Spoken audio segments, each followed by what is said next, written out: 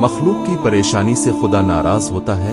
جناب صدی علیہ الرحمت نے بیان کیا ہے کہ شام کے اطراف میں ایک غار میں کوئی ایک خدا دوست رہ رہا تھا۔ غار کے اس گوشہ کنات میں اس کے پاؤں جم چکے تھے۔ اس دور کے بزرگ بھی اس خدا دوست کے در پر اکر سر رکھتے تھے، لیکن وہ خود لوگوں کے دروازے پر نہیں جاتا تھا۔ وہ پاک باز عارف یہ تمنا کرتا تھا کہ وہ ارضوی گدائی سے بچا رہے ہے، لیکن جس ساتھ اس کا نفس حرص کرتا تو شہر با شہر وہ گدائی کرتا۔ جس جگہ پر یہ خدا دوست رہتا تھا وہاں زمینوں کا نگران بڑا ہی ستمشیار اور ظالم تھا۔ وہ جس بھی کمزور اور ناتواہ کو پاتا اپنی طاقت سے اس کا پنجہ مروڑ دیتا تھا۔ وہ جہاں سوز تھا، بے مروت اور بے گناہوں کو قتل کر دینے والا تھا۔ اس کی تندی اور تلخی سے سب لوگ تنگ تھے۔ بے شمار لوگ اس کے ظلم و ستم سے تنگ آ کر وہاں سے بھاگ گئے تھے اور دوسرے شہروں میں اس کی برائی کا چرچا کرنے لگے تھے۔ اور وہ جو لوگ مسکین اور کمزور تھے وہ دل شکستہ تھے، وہ بھی اس ظالم کے ڈر کی وجہ سے اس کی عدم موجودگی میں اس پر نفرین کرتے تھے۔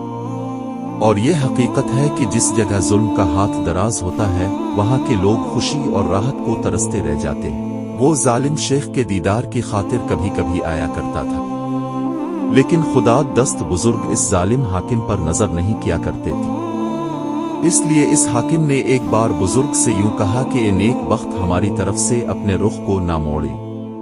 آپ کو معلوم ہوگا کہ میں تو آپ کو دوست اور عزیز رکھتا ہوں، لیکن اب ہیں کہ مجھے معلوم نہیں کیوں دشمنی کا نشانہ بناتے ہیں۔ اس ظالم حاکم نے یوں بھی کہا کہ مجھے معلوم ہے کہ میں تمام ملک اور جہان کا حکمران نہیں ہوں، لیکن میں عزت میں کسی درویش سے کم نہیں ہوں۔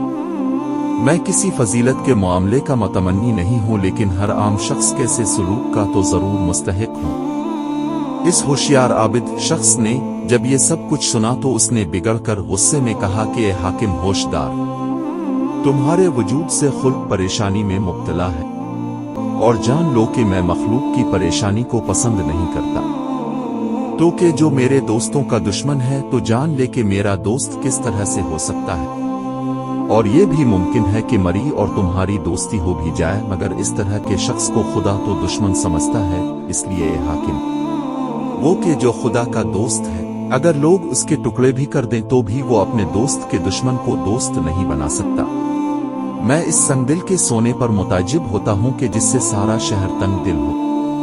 اور ہاں، اگر عقل والے ہو اور ہوش مند ہو اور کچھ ہنر رکھتے ہو تو فضل اور رحم پر مستعد ہو جاؤ اور اس کوشش میں رہو